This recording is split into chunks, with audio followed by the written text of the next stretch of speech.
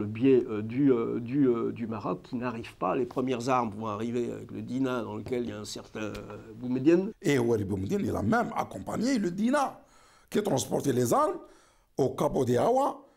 Au Capo d'Awa pour le conduit FLN. Le Capo d'Awa, c'était à côté de Nador.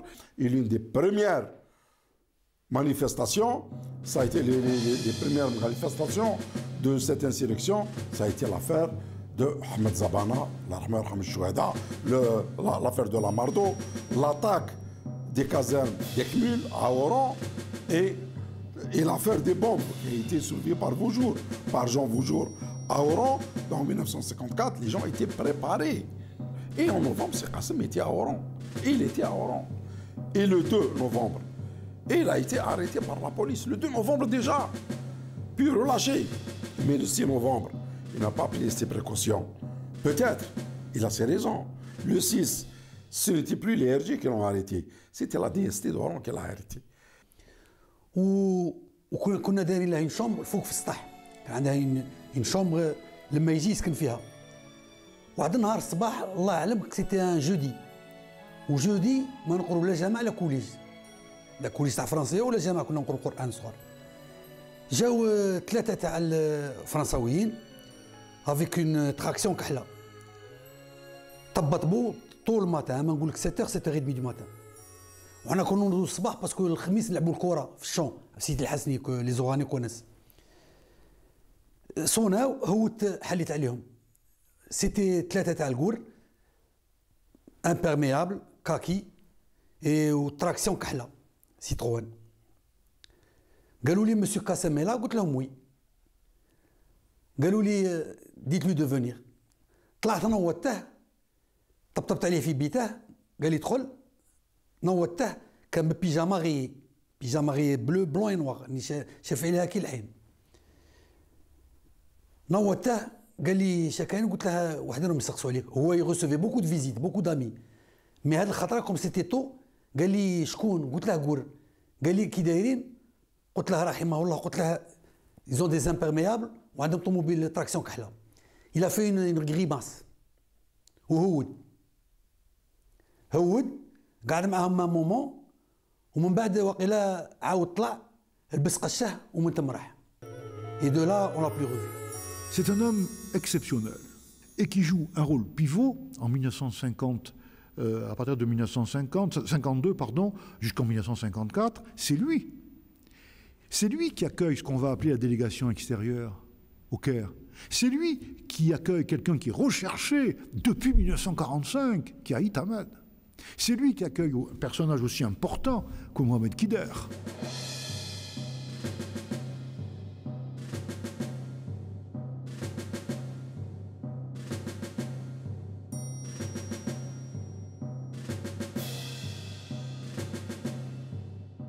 Donc, il a été repéré par la DST, par le SLNA. Il y a un recoupement.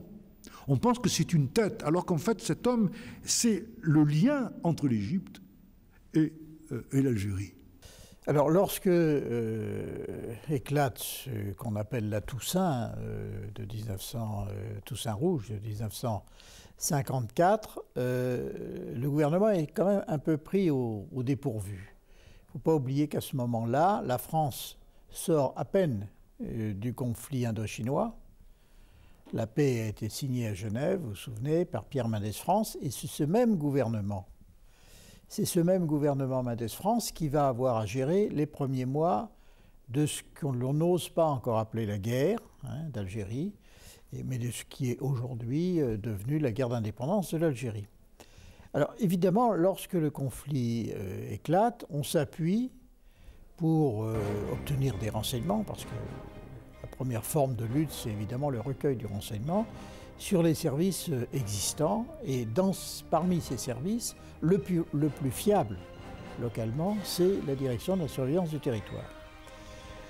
Dans l'organigramme de la DST de l'époque, la DST algérienne jouit d'une relative autonomie, parce qu'elle est finalement assez loin, parce que les préoccupations qui sont celles de la DST d'Algérie sont tout de même un peu différentes de celles de la DST métropolitaine, qui elle se centre essentiellement sur la lutte contre le communisme, hein, sur l'Union soviétique et sur les pays du pacte de Varsovie. C'est pas encore d'ailleurs le pacte de Varsovie.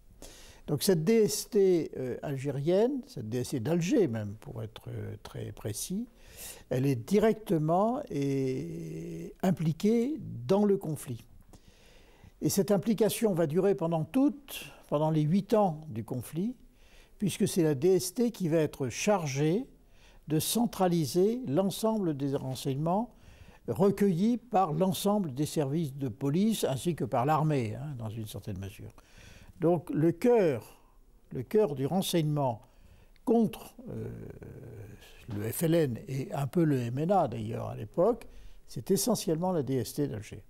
Et c'est pour ça que les Français, lorsqu'ils l'ont arrêté, ils ont dit que nous avons capturé un correspondant des mouvements de libération du Caire.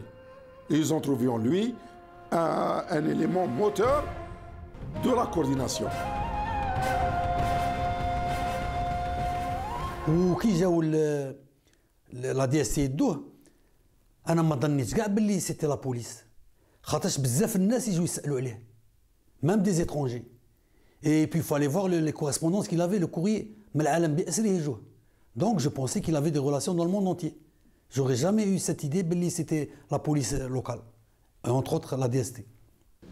Pour faire parler Zeddour. Zeddour ne parle pas davantage. Et soudain, on appelle tout le monde pour réanimer Zeddour. C'est trop tard, on n'y parvient pas. Une maladresse monumentale a provoqué la mort de Qassem Zeddour, mort pour sa patrie. Il y a un cadavre dans les locaux de la DST.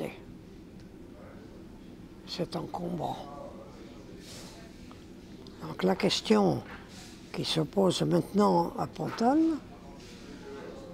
c'est qu'est-ce qu'on fait du cadavre? Et là, il est décidé qu'on va se procurer une barque, qu'on va mettre le cadavre de Zeddour dans la barque,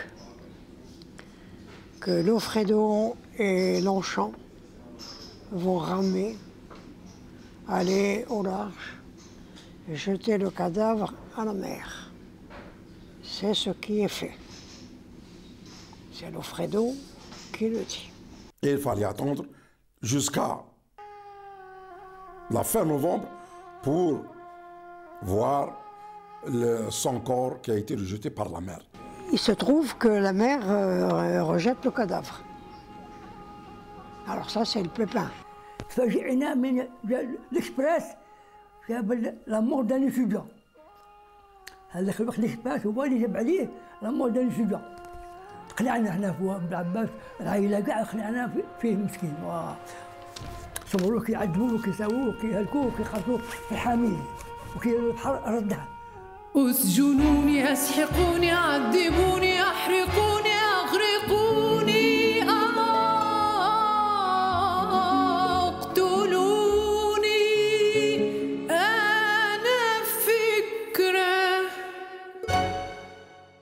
وأول من كتبت عليه مقال رائع هي مجلة الإكسبريس الفرنسية.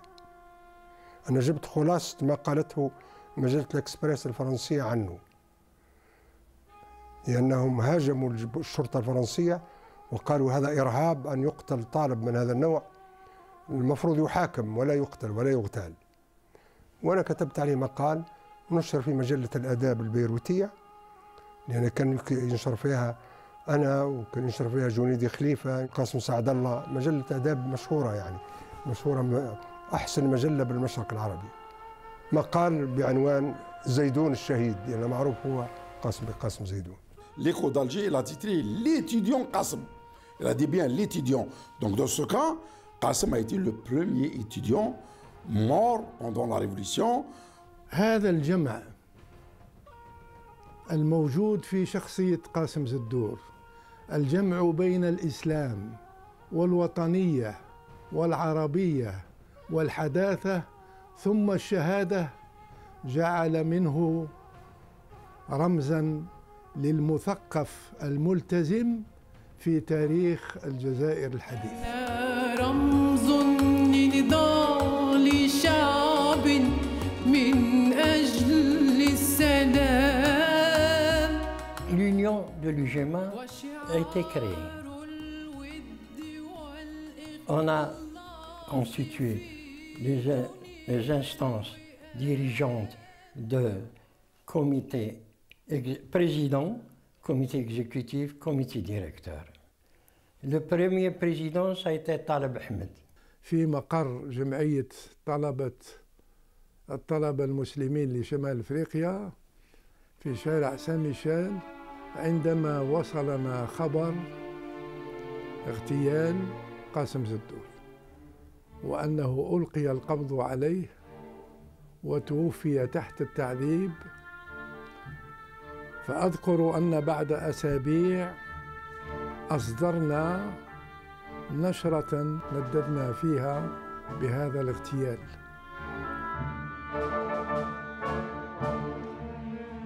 حررت النداء، النداء بعد عطيناه طبعوه جماعة، ومن بعد ذلك العشية ولا وزعناه الصباح نتاع 19 ماي صار الإضراب. Alors l'exemple de Qassem Zeddour montre que la drôle de justice datait du tout début de l'insurrection, puisque le non-lieu a été prononcé malgré toutes les preuves.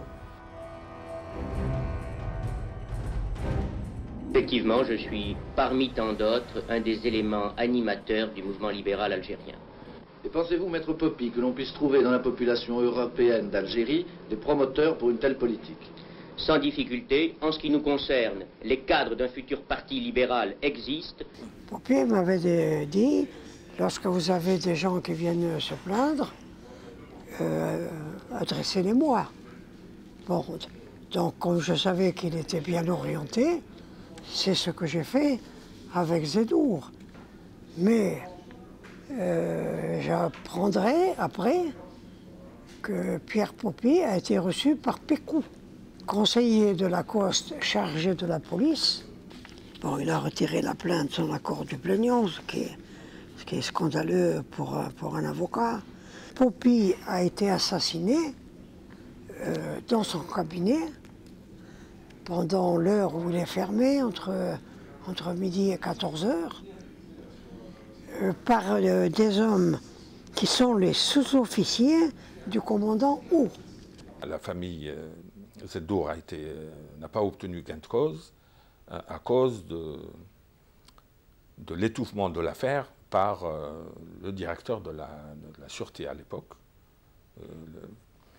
quelqu'un qui s'appelle Patrick Kessel, qui a publié ses articles dans les années 90, et c'est les articles qui avaient été censurés par l'Express, croyait savoir que c'est Vaujour lui-même qui a contribué à étouffer l'affaire Zeddour.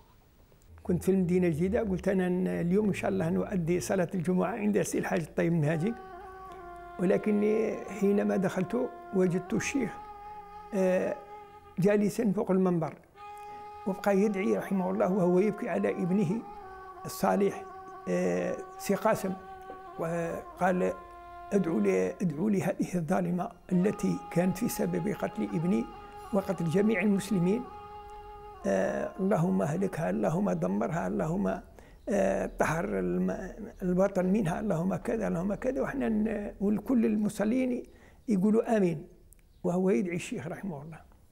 ثم قال لهم على كل حال عليكم بالجهاد في سبيل هذا الوطن حتى تحرروه رحمه الله. وكان يشجع لا كوميونيتي اوغانيز اللي كانوا في الجامع باش يطلعوا للجيش، وبزاف طلعوا للجيش.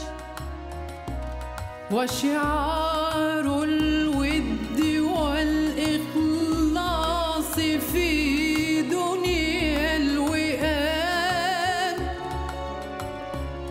أنا إن ضحيت بالنفس وغاية المرام فلأجل الحق أمضي.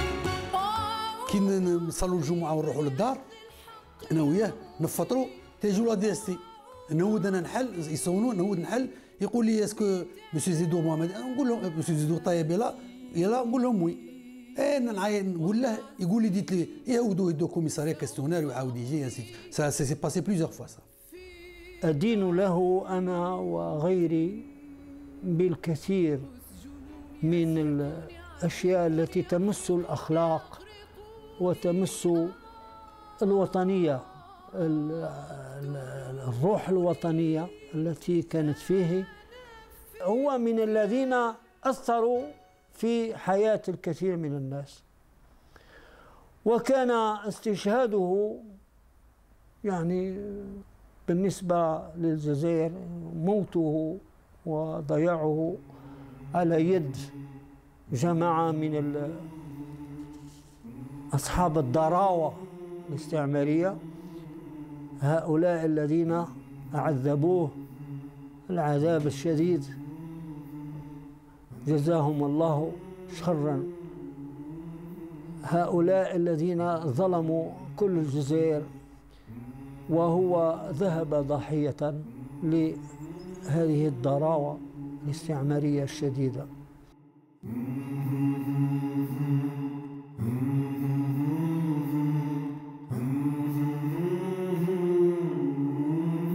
اسجنوني، اسحقوني، عذبوني، احرقوني، اغرقوني،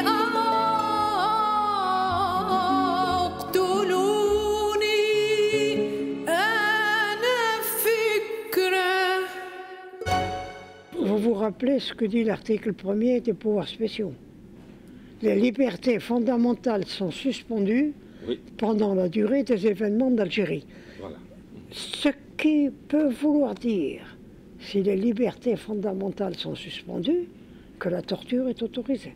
En théorie, jamais la torture n'aurait dû exister pour extorquer des informations en Algérie, parce qu'un honnête homme, républicain, socialiste, pur crin, qui s'appelle le gouverneur général Marcel Edmond Negelen, a compté de 1947 donc à la responsabilité de l'ensemble des départements algériens. Et ce qu'il constate le choc, car c'est un ancien résistant contre l'Allemagne nazie pendant la Seconde Guerre mondiale. Il commet alors, le 29 octobre 1949, une circulaire que j'ai reproduite in extenso, particulièrement musclée. Il n'est pas tolérable, dit-il, que la République française, qui représente la Déclaration des droits de l'homme et du citoyen, s'abaisse à attenter à la dignité humaine. On ne peut pas extorquer par la force des renseignements. Lorsque on collecte du renseignement, vous avez affaire à deux sortes de collecte du renseignement. Vous avez du renseignement général, bon, qui ne pose pas beaucoup de difficultés. Vous avez ce qu'on appelle le renseignement opérationnel.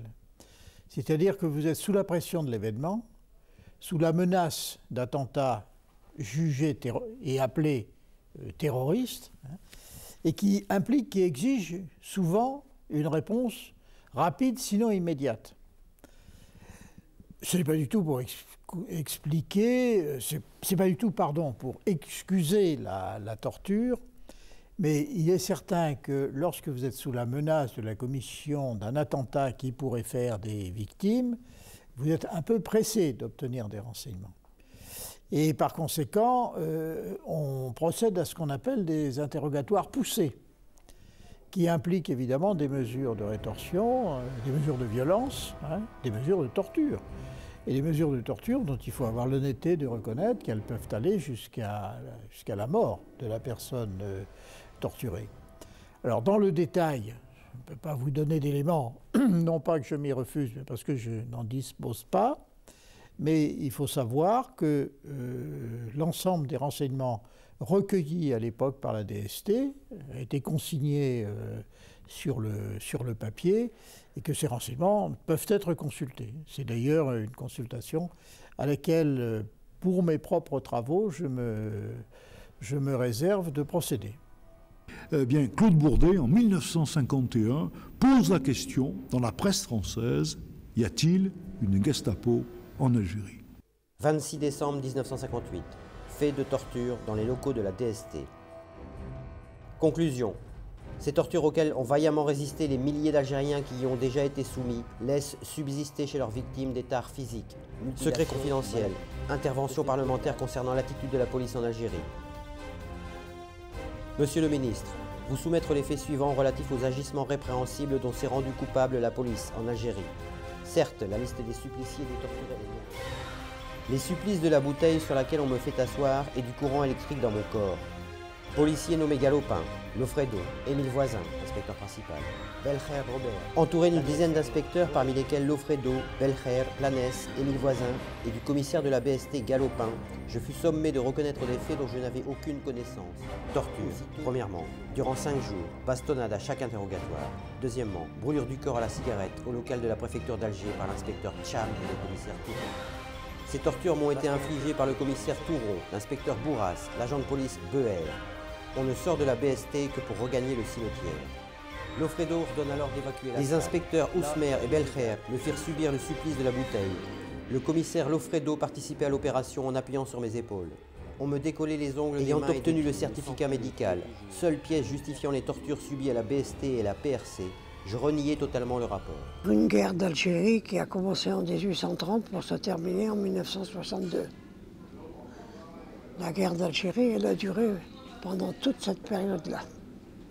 Elle est aggravée à partir du 1er novembre 1954, mais elle ne s'arrête jamais. عندما استقبلني الكاتب الكبير فرانسوا مورياك وطلبت منه أن يعلن موقفا من التعذيب في الجزائر كما فعل في المغرب تأييدا للسلطان محمد الخامس، ضربت له المثل بقاسم زدور. وعندما استقبلني ألبير كامو الكاتب الفرنسي المولود في الجزائر وطلبت منه أن يندد بفظائع الجيش الفرنسي والشرطة الفرنسية في الجزائر، ضربت له مثلا بقاسم زدور.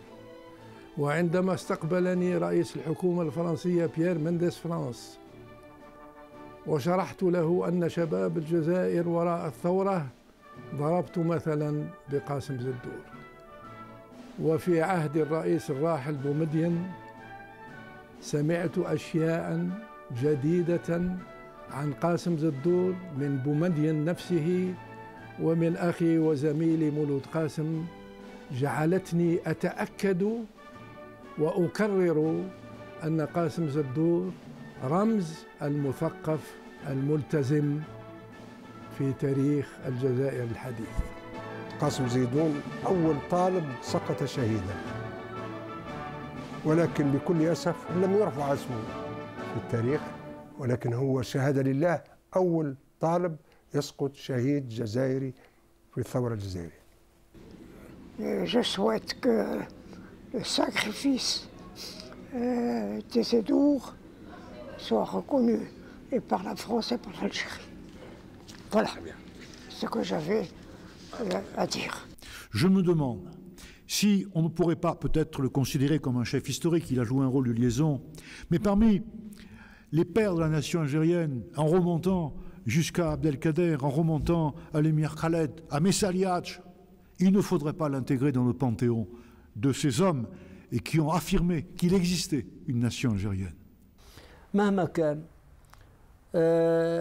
هذا رجل يعني لعب دورا حاسما في تكوين الأفكار وفي ترسيخ العقيدة الإسلامية وحب العربية، صداقة قديمة عميقة. رحمك الله يا سي قاسم رحمة واسعة. هذه شهادتي، وأطلب من الشباب الجزائري أن يتذكر شهداء الثورة، وخاصة